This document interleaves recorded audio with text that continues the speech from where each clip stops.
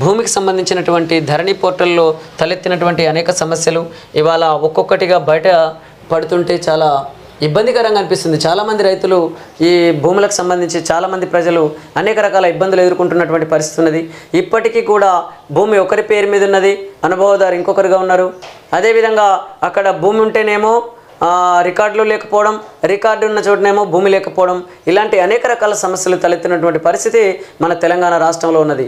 ఇవాళ తెలంగాణ రాష్ట్రం వస్తే మనం మన తెలంగాణ రాష్ట్రాన్ని మిగతా రాష్ట్రాల కంటే అద్భుతంగా పరిపాలించుకుంటాం, అద్భుతంగా పరిపాలించుకునే అవకాశం ఉంటుందని చెప్పేసి ఆనాడు మాట్లాడినటువంటి నాయకులు ఇవాళ అదే ధరణి పోర్టల్ తీసుకొచ్చేసి ఇవాళ లక్షలాది ఎకరాల భూమిని అన్యాక్రాంతం చేసినటువంటి పరిస్థితి ఉన్నది.